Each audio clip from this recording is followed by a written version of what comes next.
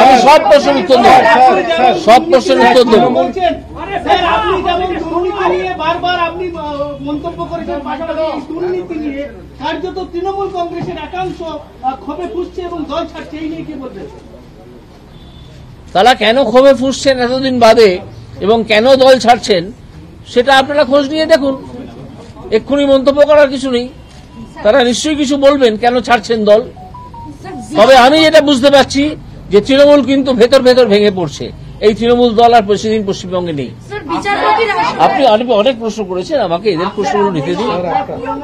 হ্যাঁ,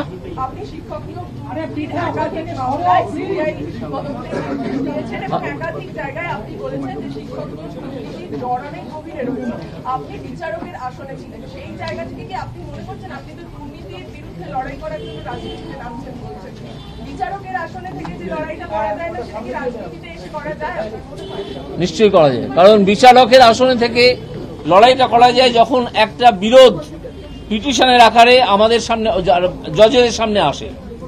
কিন্তু তার বাইরে অনেক বিরোধ থাকে, অনেক দুর্নীতি থাকে যেগুলো আসে না কোর্টে। সেগুলো যেমন আজকেই যখন আমি পদত্যাগপত্র জমা দিয়েছি, জমা দেওয়া হয়ে গেছে, আমি আমার কোর্টের চেম্বারে বসে আছি, 3 জন লয়ার আমার সঙ্গে দেখা করতে আসেন। তারা আমাকে কথা দিয়েছেন আমার কাছে 100 দিনের কাজের দুর্নীতির বহু ডকুমেন্ট আমার কাছে দিয়ে যাবেন। সেই ডকুমেন্টে কি আছে জানেন? একজন দেখা যাচ্ছে তার বাবার ছবিটাকে তুলে দিয়ে নিজের ছবি বসিয়ে নিজেকে মায়ের হাজবেন্ড বলে দাবি করে মায়ের স্মৃতিতে একটা সিঁদুর দিয়ে তারা সেই 100 দিনের কাজের টাকা হাসিল করছেন। এই ধরনের দুর্নীতির কাগজ আমি পাবো, এটা আমাকে তারা বলে গেছেন। তিনি বলেছেন আমার কাছে অন্তত 1000 এরকম ডকুমেন্ট আছে যেগুলো আমি আপনাকে দিতে চাই। সেই জন্য আজকে আমি আপনার সঙ্গে দেখা করতে এসেছি। আমি তাকে বলেছি যে আমার সঙ্গে যোগাযোগ করে আমার বাড়িতে দিয়ে যাবেন। সেই কাগজগুলো পেলে তখন আবার একটা এরকম দুর্নীতি উদ্ঘাটনের প্রশ্ন শুরু হবে।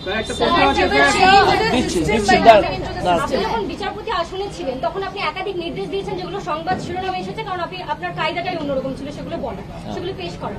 সেক্ষেত্রে এখন শাসক দলের অভিযোগ আপনি জনপ্রিয়তা লাভের জন্য এবং তার সঙ্গে প্রচারের আলোয় আসার জন্য এবং পরবর্তীকালে রাজনীতিতে আসবেন বলে সুদূর প্রসারী পরিকল্পনা আপনার আগেই ছিল, সেই কারণে সে সমস্ত রায় দিয়েছে। পাগলের প্রলাপ।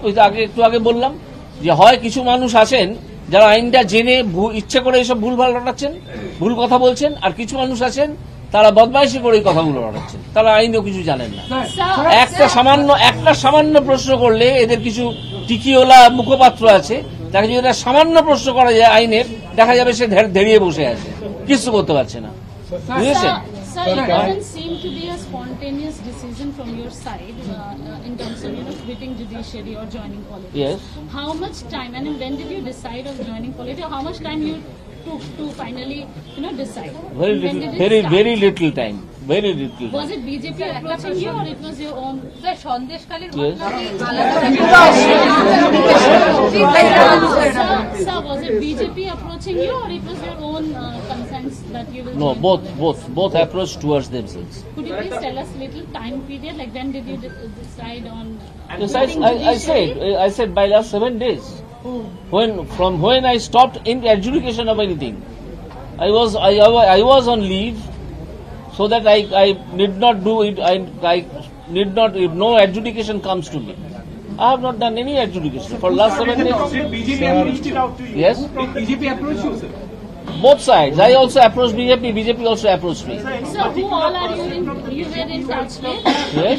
I mean, because you are saying that BJP approached you, কারা কারা আপনার সাথে সেই নাম আমি আপনাকে বলবো না।